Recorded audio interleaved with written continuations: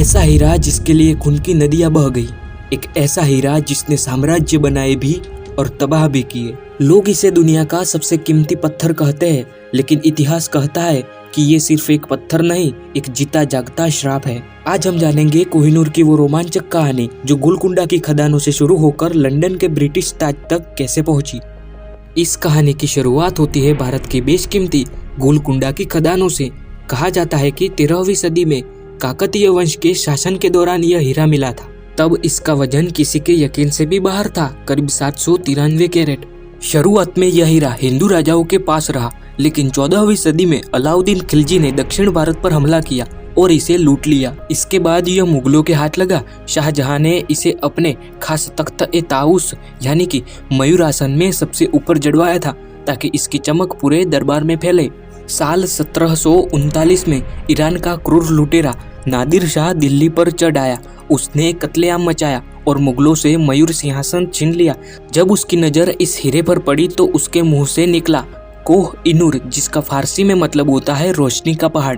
बस तभी से यह हीरा कोहिनूर नाम से मशहूर हो गया। नादिर शाह के बाद यह हीरा अफगानिस्तान गया और आखिर में पंजाब के शेर-ए-पंजाब महाराजा रणजीत सिंह के पास वापस आया। रणजीत सिंह इसे अपनी बाजू पर बांधते थे, लेकिन उनके निधन के बाद पंजाब कमजोर पड़ गया। अंग्रेजों की नज़र तो पहले से ही इस हीरे पर थी। 1849 के युद्ध के बाद ब्रिटिश ईस्ट इंडिया कंपनी ने महज 10 साल के मासूम राजा दलीप सिंह पर दबाव बनाया और जबरदस्ती हीरे को रानी विक्टोरिया को भेंट करने की संधि पर दस्तखत करवा लिए। भारत की शान 7 समंदर पार लंदन चली गई। कोहिनूर के बारे में एक प्राचीन हिंदू पुराण की बात आज भी सच साबित होती दिखती है। कहा जाता है कि जो पुरुष इस हीरे को पहनेगा वो दुनिया पर राज तो करेगा, लेकिन उसका पतन निश्चित है। आज इतिहास उठाकर देख लीजिए, खिलजी, मुगल, नादिर शाह, महाराजा रणजीत सिंह का साम्राज्य, यह हीरा आने के बाद सबका पतन हुआ। अंग्रेज भी इस श्राप से डरते थे। शायद इसीलिए ब्रिटिश राज परिवार ने नियम बनाया कि यह हीरा कभी कोई राजा नहीं बल्कि सिर्फ रानी ही पहनेगी।